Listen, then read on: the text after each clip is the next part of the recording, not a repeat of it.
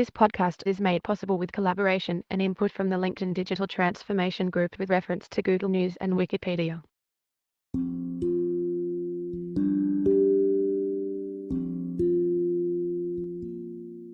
Why people follow the leader, the power of transference. Leaders, quite rightly, are the heroes of the corporate epic, a few leader villains notwithstanding. They motivate us to go places that we would never otherwise go. They are needed both to change organizations and to produce results. In any business climate, good leadership is perhaps the most important competitive advantage a company can have. It's hardly surprising, therefore, that management scholars focus relentlessly on the attributes of successful leadership.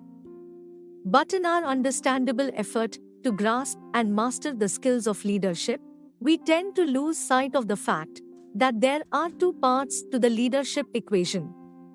For leaders to lead, they need not only exceptional talent, but also the ability to attract followers.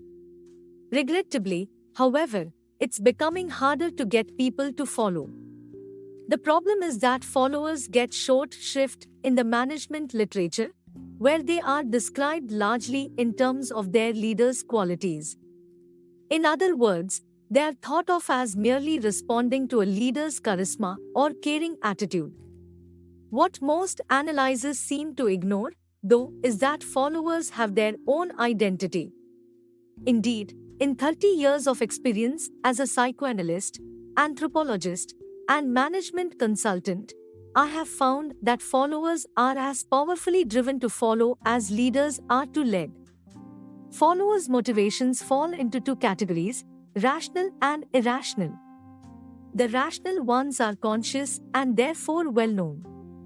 They have to do with our hopes of gaining money, status, power, or entry into a meaningful enterprise by following a great leader, and our fears that we will miss out if we don't. More influential, much of the time, is the irrational motivations that lie outside the realm of our awareness and, therefore, beyond our ability to control them. For the most part, these motivations arise from the powerful images and emotions in our unconscious that we project onto our relationships with leaders. Sigmund Freud, the founder of psychoanalysis, was the first person to provide some explanation of how a follower's unconscious motivations work. After practicing psychoanalysis for a number of years, Freud was puzzled to find that his patients, who were, in a sense, his followers, kept falling in love with him. Although most of his patients were women, the same thing happened with his male patients. It is a great tribute to Freud that he realized that his patients' idealization of him couldn't be traced to his own personal qualities. Instead, he concluded people were relating to him as if he were some important person from their past, usually a parent. In undergoing therapy, or in falling in love, for that matter, people were transferring experiences and emotions from past relationships onto the present. Freud thought the phenomenon was universal.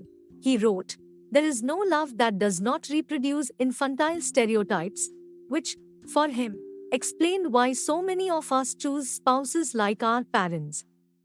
Freud called the dynamic transference, and it was one of his great discoveries. Indeed, for Freud, patients were ready to end therapy when they understood and mastered their transference.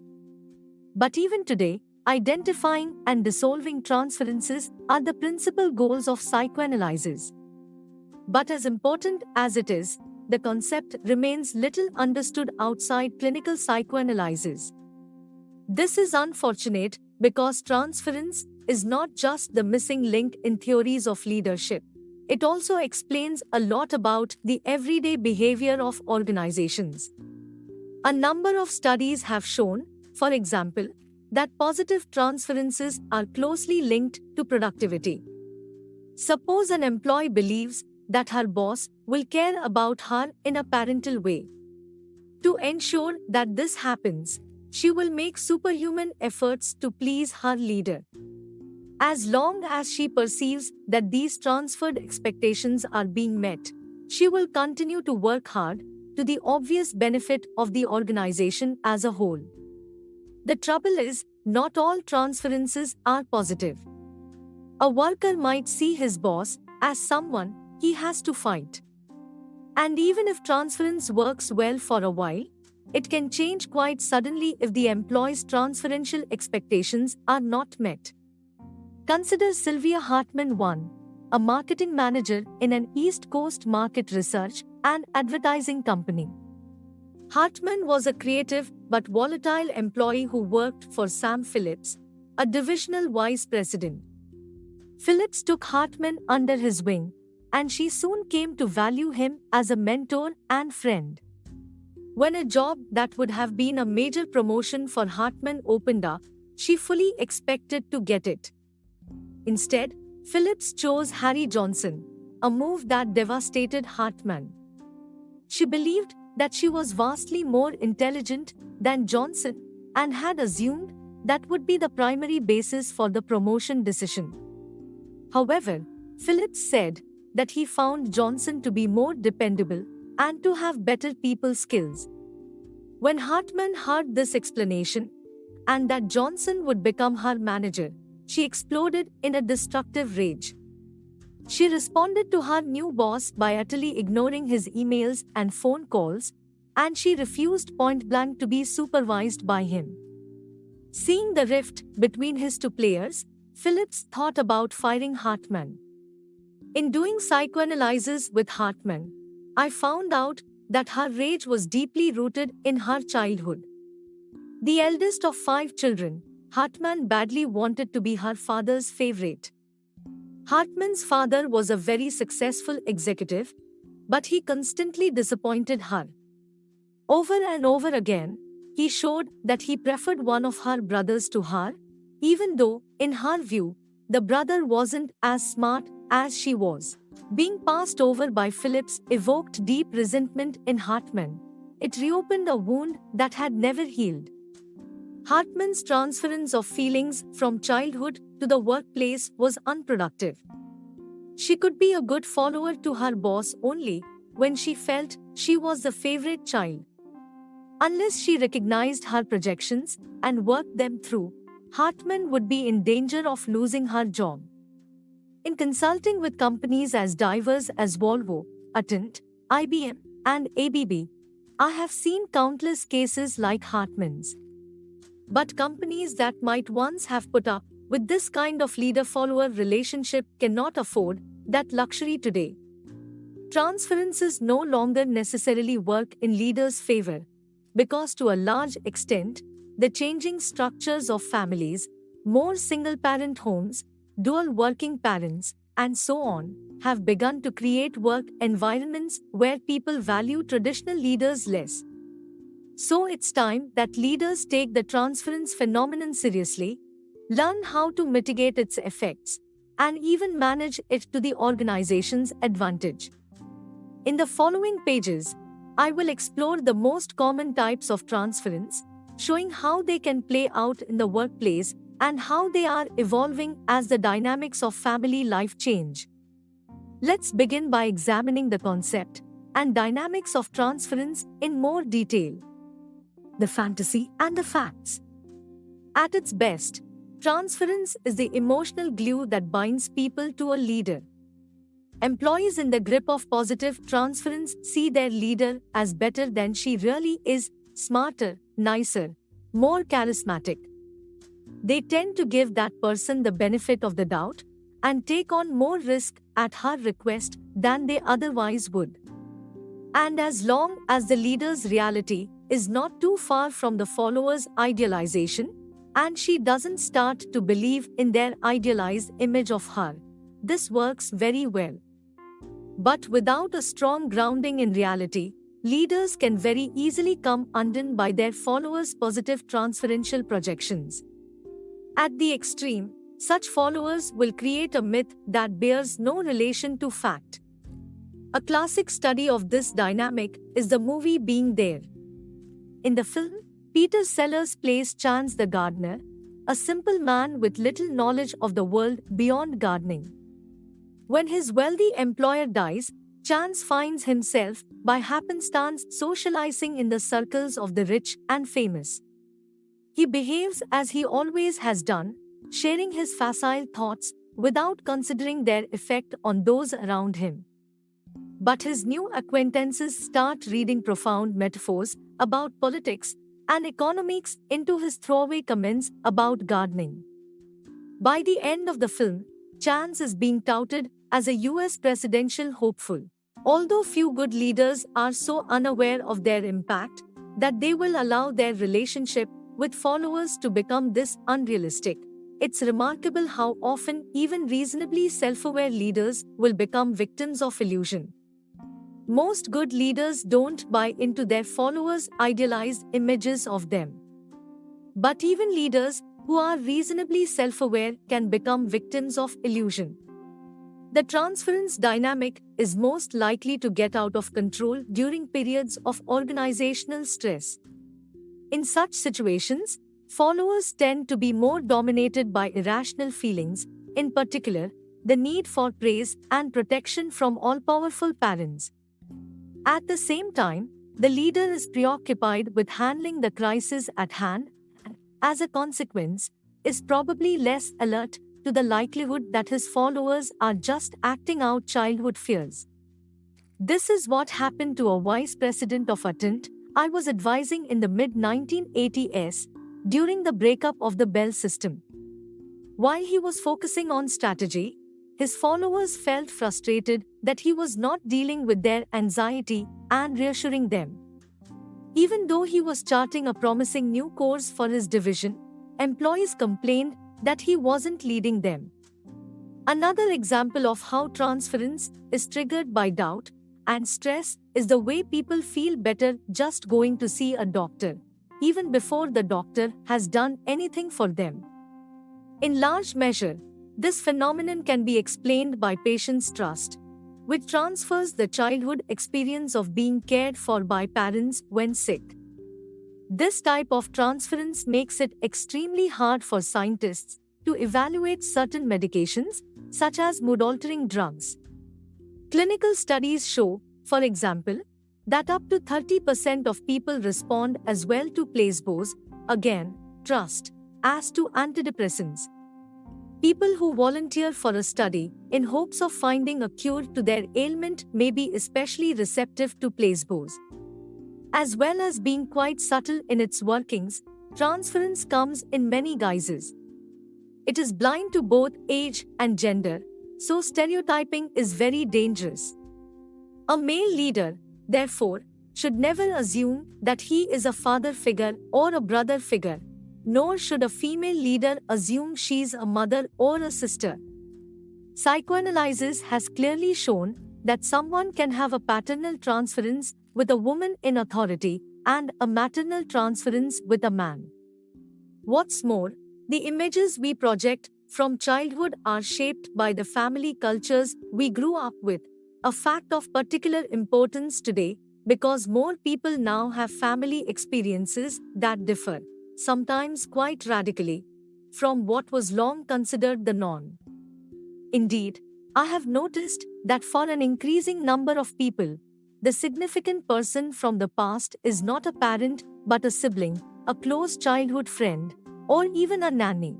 Organizations are adjusting to the times, moving from hierarchies that worked well with parent-focused employees to more horizontal setups that suit people who relate better to near equals. As we will discuss later, the shift from parental to sibling transferences can fit organizations' needs for boundary-crossing project teams and networks. When managers at Boeing sought a leader for a software team that required a lot of interactivity among members, for instance, they joked about finding someone who was the fifth child in a family of 10 siblings, someone who was used to mediating among brothers and sisters. In other words, the job called for a different kind of leadership than the traditional hierarchical boss would provide. Sibling leaders have to facilitate problem solving and build consensus. Another complicating factor is that people can have multiple transferential relationships in an organization. It seems very likely to me that at General Electric over the past 2 decades, many employees not only had such relationships with their immediate bosses but also transferred childhood feelings onto Jack Welch, even though they had never met him. In cases of multiple transferences, both the immediate boss and the CEO might be seen as father figures. But when this happens, the employee usually experiences the transferences differently. Typically, he will relate to his immediate boss from the perspective of a child who is 4, 5, or even older. But he will regard the CEO as a baby would see an earlier father figure who is distant, protective, and all-knowing. Perhaps the biggest risk in transference comes from the fact that it is always a two-way street. Just as a follower projects his past experiences onto his leader, the leader responds by projecting her past experiences back onto the follower. Freud called this phenomenon countertransference and saw it as one of the most serious obstacles to resolving patients' psychological issues. The danger was that a psychoanalyst would respond to a patient's transferential protestations of love by accepting that love as real. As a result, the analyst might assume the role of a protective parent, furthering the patient's dependency. Or the analysis might end in a love affair rather than a cure. Countertransference is at least as big a problem for business leaders as for psychoanalysts. In his novel Disclosure, Michael Crichton describes how a ruthless and dishonest woman is promoted above a more qualified man because she reminds the CEO of a favorite daughter who was killed in an auto accident. The CEO does not see her as she is but responds to her as though she were his beloved daughter. On the one hand, transference is a facilitator of followership and therefore a source of strength for leaders. On the other hand, it is a real threat to leaders because it destroys objectivity. This is why, as we will see, a good CEO will try to understand transference and will work hard to help his executive team members see one another as they really are. The future of the company may depend upon his ability to do so. It's worth taking time, therefore, to examine the most common types of transference. In the name of the Father. The type of transference that Freud observed for the first time was paternal transference, in which patients experienced unconditional love for the analyst as a wise, understanding, protective father. In such relationships with Freud, patients slavishly gave up their own views and embraced his as unquestionably correct. Paternal transference has been so prevalent in traditional corporations that it has been considered normal behavior.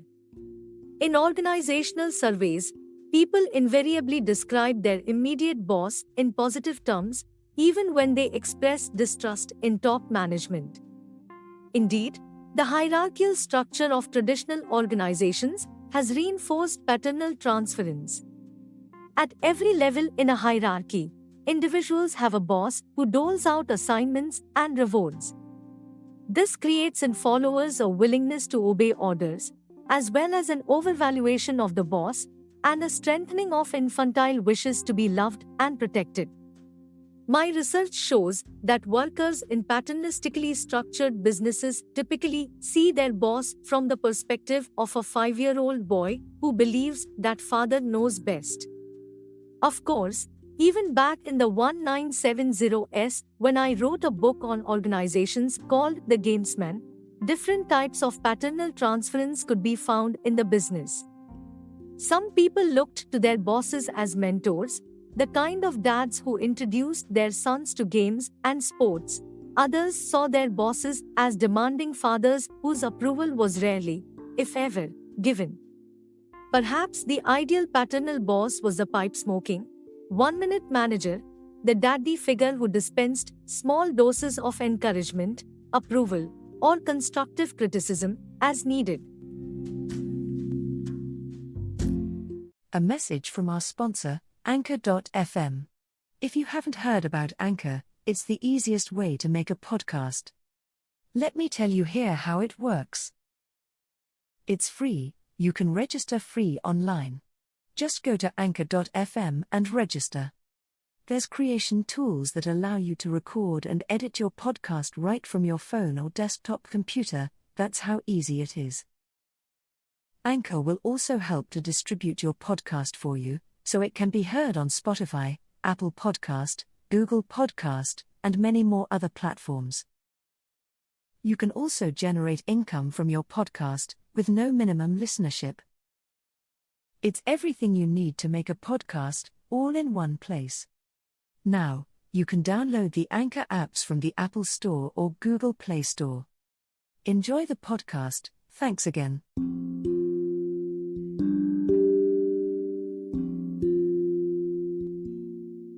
My research shows that workers in paternalistically structured businesses typically see their boss from the perspective of a 5-year-old boy who believes that father knows best. Of course, even back in the 1970s, when I wrote a book on organizations called The Gamesman, different types of paternal transference could be found in the business. Some people looked to their bosses as mentors, the kind of dads who introduced their sons to games and sports. Others saw their bosses as demanding fathers whose approval was rarely, if ever, given.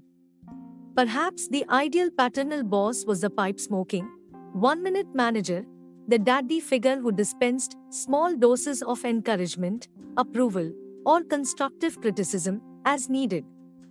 The different phases of transference. When I was a consultant to ABB in the 1990s, I was asked to interview managers in Asia, Europe, and North America. My whatever role followers project onto their leaders, most male CEOs in traditional organizations have consciously or unconsciously encouraged paternal transferences.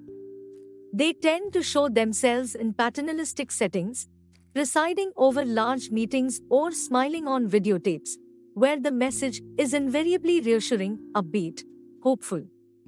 Even when times are bad, these leaders assure their followers that the downturn is temporary. The message is always the same: trust me to steer you through these troubled waters. CEOs in traditional organizations tend to show themselves in paternalistic settings, presiding over large meetings or smiling on videotapes.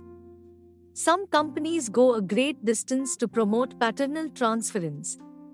In the early 1970s, when I worked with managers at IBM, they told me that the company had a strict rule against teams and against shared decision-making.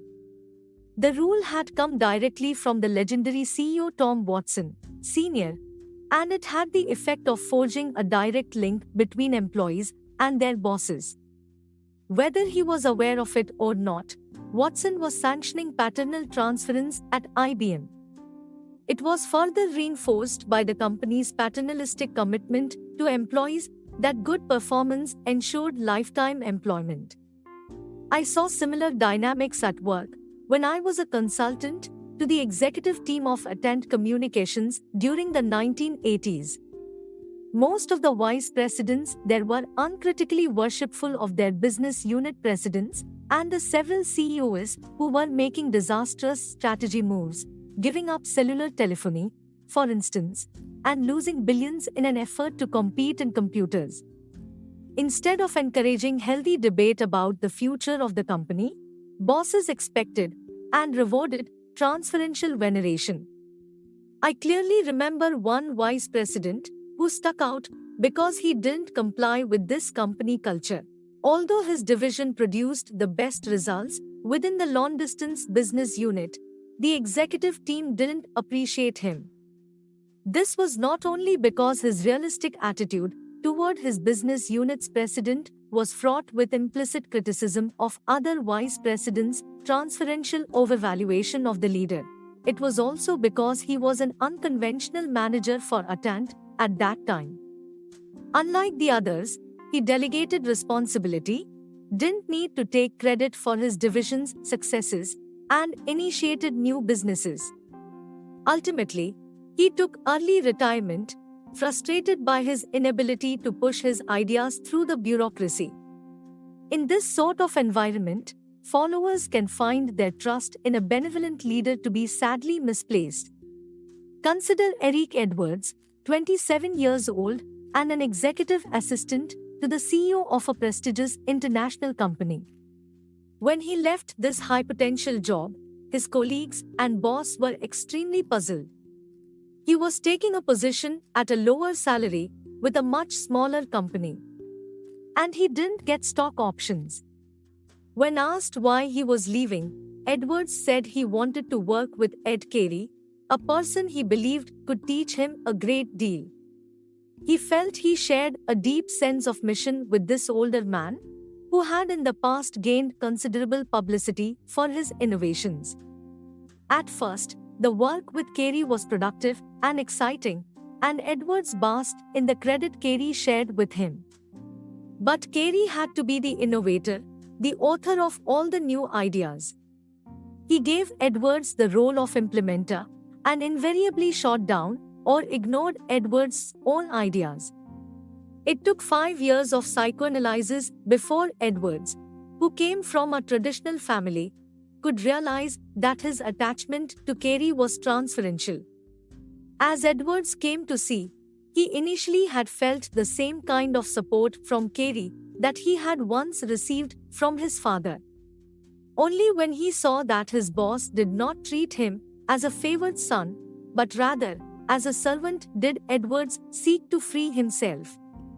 He told me that he'd learned a lot the first couple of years with Carey, but subsequent years on the job had been a waste of time.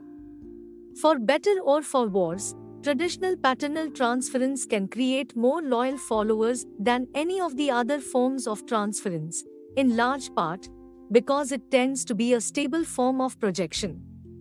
Indeed, some of our best leaders are masters of manipulating the paternal transference of their followers. Movie director Francis Ford Coppola, for example, creates a family out of his cast members who address him as Papa or Godfather. Steven Spielberg's creative team calls him Rabbi, which means teacher. Both of these directors use the worshipful feelings of their casts and crews to pull out the dramatic performances that have resulted in some of the best films ever produced. And of the mother. Maternal transference differs from paternal transference in that it usually draws on an earlier childhood relationship. Unlike the father, who is often perceived as distant and detached, and whose approval is dependent on performance, the mother is often seen both as an authority figure and as a giver of unconditional love. She is the protective figure who gives us life and showers us with support, but she is also the first person who says no. It is the mother who weans us and, for the most part, who toilet trains us.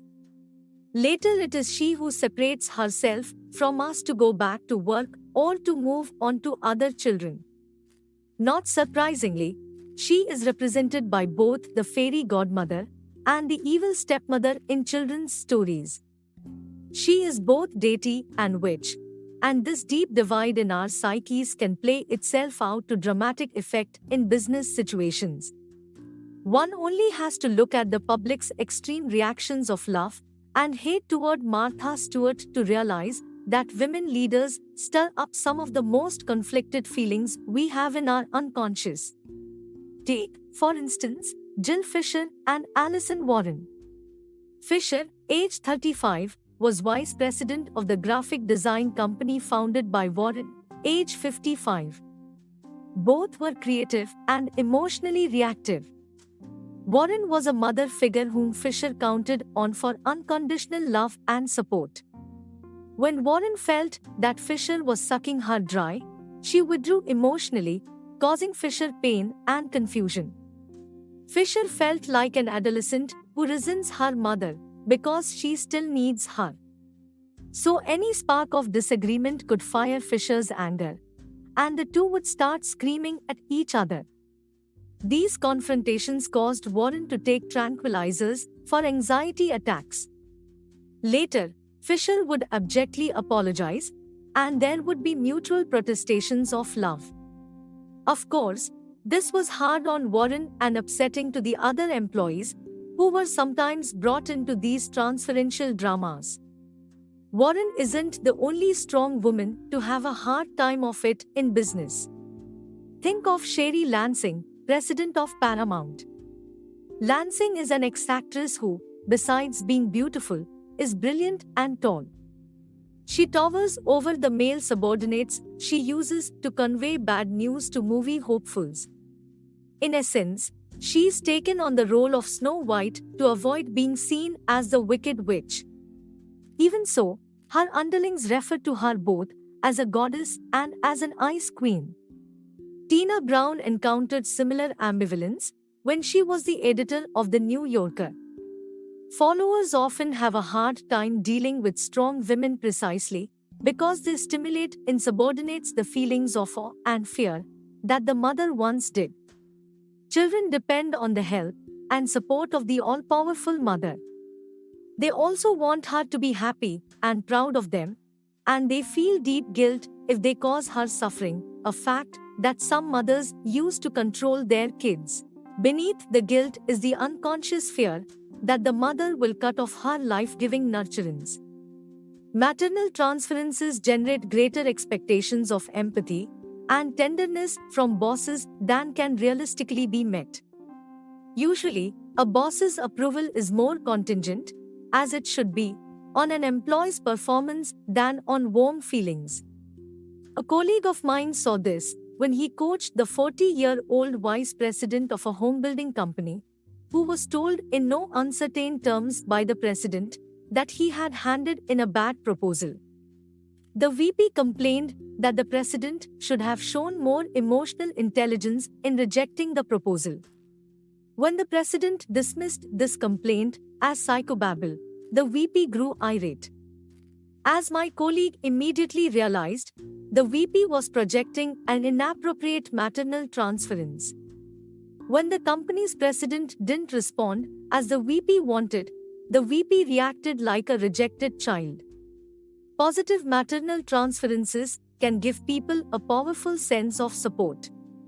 Think of Ronald Reagan, whose wife, Nancy, was like a protective tigress during and after his presidency. He called her mommy. Although his father was a failed shoe salesman, Reagan's own strong mother was a major reason for his self-confidence and success. However, even positive maternal transferences can have bad effects. A close friend of mine taught for 18 years in a private school where most teachers had a maternal transference with the headmistress, who created a family-like culture. The teachers loved their boss and felt cared for and protected by her, but the warm feelings they had were not a good measure of her ability to perform. As she neared retirement, the school was in the red, and it became clear that the headmistress had done little either to evaluate and develop the teachers or to help them deal with discipline problems.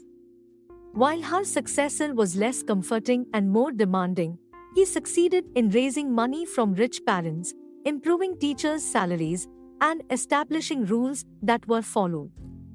Maternal transferences can sometimes be quite subversive of the formal organization, even as they facilitate results. In one software company a colleague of mine consulted, a number of male executives had a positive maternal transference with a woman coworker.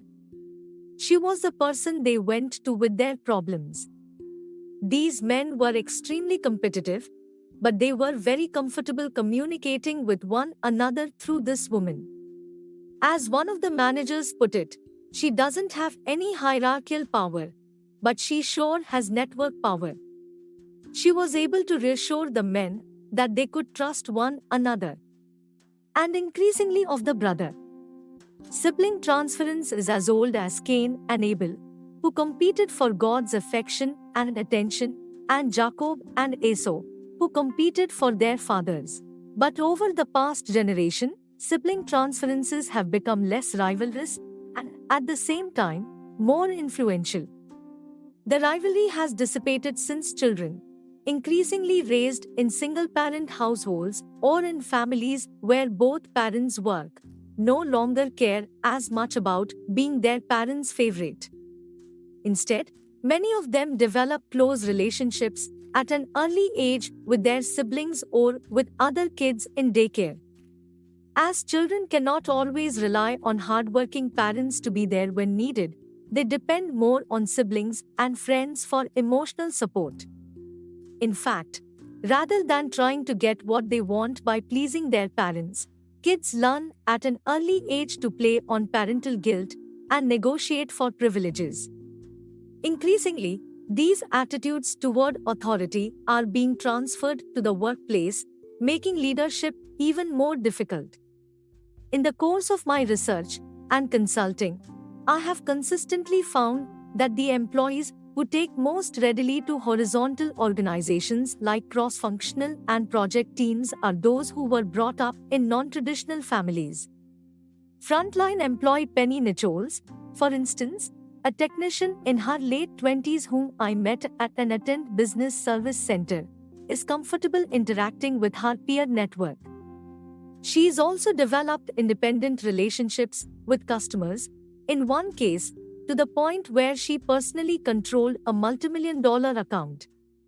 This customer invites Nichols to conferences and refuses to deal with Attend managers or account executives.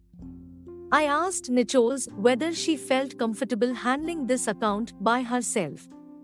She conceded that she did need assistance with some of the data, but her friend Annie Helworth from Information Services helped her out there. And what about her manager? What was his role?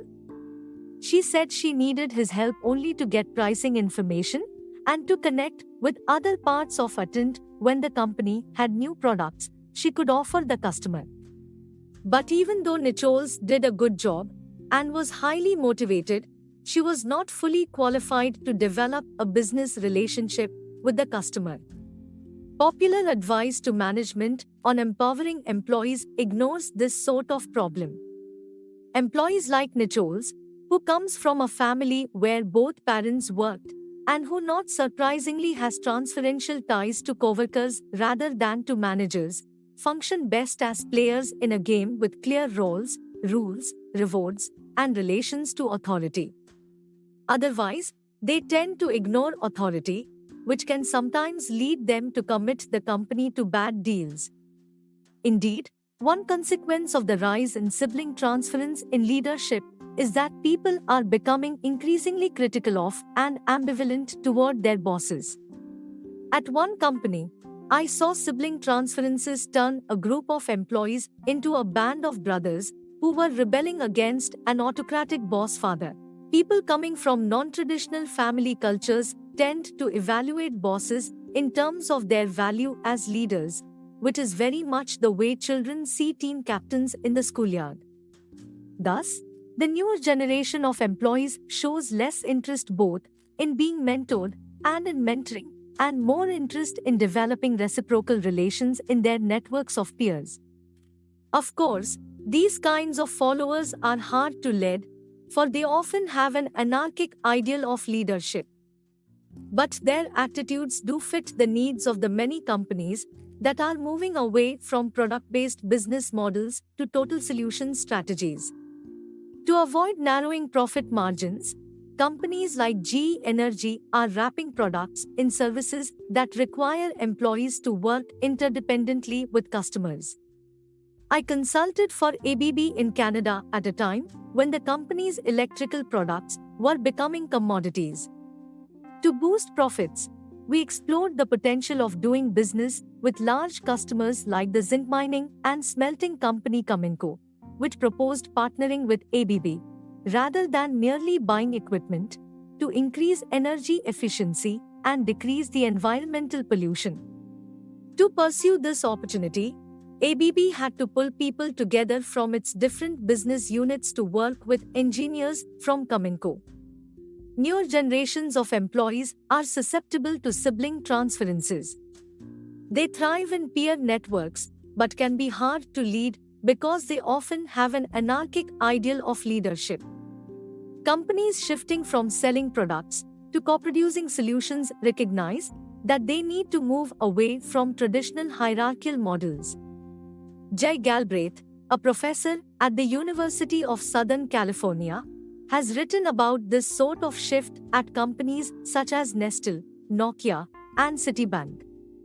He describes it in terms of forming cross-boundary networks that require leaders who can build trusting relationships to facilitate decision-making and create consensus. IBM, once the poster child of hierarchy, is taking the lead in this change. The CEO, Sam Palmisano, is trying to move the company away from a pure hierarchy as he organizes to integrate technology with business processes. In IBM's latest annual report, Palmisano highlights promising opportunities in business transformation outsourcing, which was not even part of the industry lexicon 18 months ago. Implementing IBM's new strategy will require teams of colleagues from different disciplines who are comfortable working together and willing to shift leadership roles according to who has the appropriate competence. There can be no clearer sign of the increased importance of sibling transferences. Sibling transference has even made its debut in politics with the first baby boomer US President, Bill Clinton. People didn't relate to Clinton as a father, the kind of transference you might have expected with the nation's commander-in-chief, but rather as an admired older brother or buddy, as Clinton named his dog. Although he had his critics, Clinton was never really expected to be a model of good behavior. Unlike Lyndon Johnson, for whom Americans' positive attitude flipped when their paternal transferential expectations were shattered, Clinton was allowed to get away with his womanizing because he was perceived by much of the public as merely a naughty brother. Making transference work for you.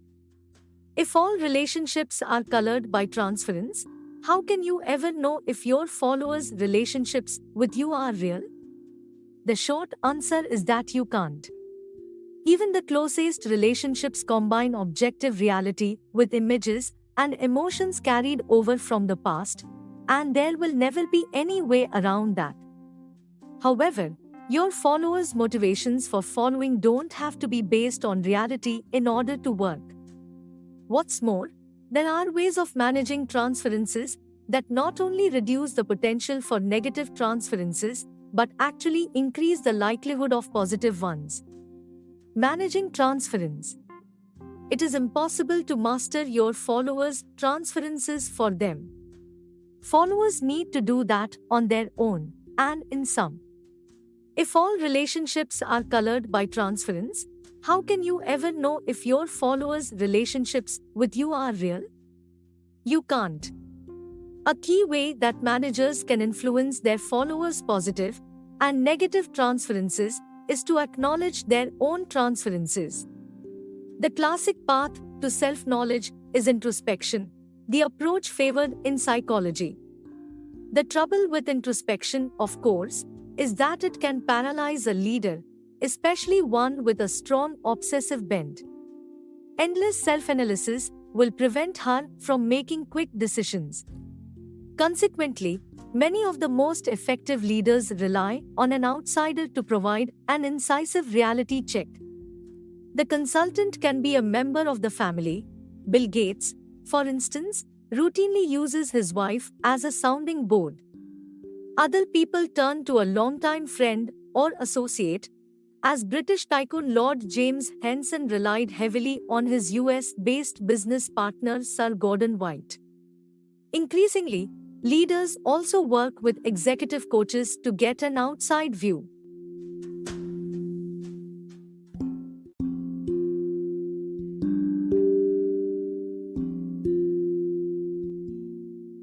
When leaders wish to manage followers' transferences, as well as their own, they can start by bringing the unconscious into awareness, which is what Freud is all about. This effort is especially important when staff members view a leader through different transferential lenses. In such a situation, a leader can deal with his followers' transferences by showing himself more as he actually is, thereby demystifying his professional relationships. But don't count on these steps to eliminate projections. So long as they are unconscious, transferences remain strong. What's worse, the positive transference of the follower is likely to become negative before it disappears, as we have seen in public attitudes toward US presidents. In consulting with CEOs, I've had them and their executive teams answer the personality questionnaire from my book The Productive Narcissist as a way to discuss how the personalities of the individuals influence their leadership style and how they relate to one another and their followers. This exercise has increased mutual understanding and objectivity, sometimes uncovering problematic transferences. In one case, it became clear that a chief financial officer was totally focused on pleasing the CEO, who was a father figure for her. She was resentful that the CEO didn't show her more attention. At the same time, however, she ignored several vice presidents who offered their help. The more people know one another and the rules of the game, the harder it is to project and the more obviously unreal the projections will be. As the new CEO of DI, an international development company struggling to manage its growth, Tony Barkley took precisely this approach in succeeding a father figure CEO. In order to prevent people from automatically relating to him as a patriarch, or else resenting him as the brother who usurped the father, Barkley took a lot of time and trouble to make sure that all his employees knew him very well. He also went to great lengths to help them realize that their rewards and promotions depended on their own performance, not on their relationship with him. Barkley calls his style of leadership management by consequence, and it essentially centers on building a mutual understanding between leader and follower. Barkley's approach has not only mitigated negative transferences and childlike dependencies at DI, it also has made Barkley into a role model for his managers and other employees. Becoming a role model strengthens a leader's authority and inspires teamwork and company spirit. We can see this dynamic at work in sports teams. Michael Jordan, especially when he was at his prime playing for the Chicago Bulls, was the unquestioned leader of a group of highly paid athletes who would not easily accept authority. Rather than expect Jordan to be a caring parent, teammates wanted to be like Mike. The difficulty of the role model approach is that you can't fake it. Employees have to see you as an authentic ideal, like Bill Gates or Steve Jobs. Of course, you also need employees with enough talent and confidence to feel they can be like Bill or Steve. Barkley says that sustaining this role takes a lot of work. If you get lazy, you'll lose it. The path to a mutual understanding is often a long one, and organizations can implode before treatment strategies take effect. One way to speed things up a little is the time-honored tactic of creating an outside enemy. This provides a short-term boost to employees' positive transference, allowing them to get over negative feelings about the leader, at least for a while. This approach strengthened the transferential following of George W.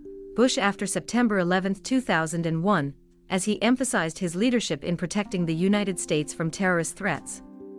However, we have seen that this kind of transference can turn negative when leadership appears to fail. Former CEO Goran Kollert took the outside enemy approach at Swedbank. He told employees that the bank faced threats not only from Swedish competitors but also from the Danes, the Dutch, and the Germans. The psychological impact of the threat, real or not, was to strengthen workers' positive transference with Kollert as a leader. Effective as the outside enemy tactic can be in buying a leader some time to understand and manage the transference problem, it does carry serious long-term dangers. In time, insecurity and anxiety in the face of the outside threat can cause people to regress to a childlike state where they want their leader to protect them. They don't step up to responsibility, and their anxiety becomes corrosive to the organization.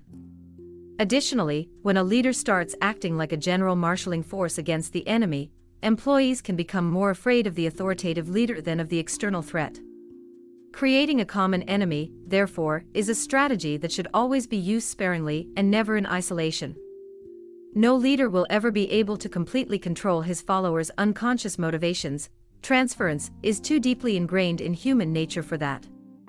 Yet if the organization is to be protected from itself, followers' projections and motivations must be channeled and managed. The challenge is especially urgent for today's organizations, in which increasing diversity requires us all to move away from stereotyping and really understand differences in personality and ways of thinking and learning.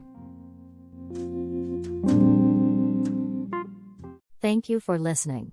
If you like this podcast, please subscribe and share it with your friends and colleagues. Please also support us by clicking the support button at our page anchor.fm/maifors, MAIFORS. That's all for today. Hope you enjoy the podcast. We will see you again in the next episode. Have a great day, take care and stay safe.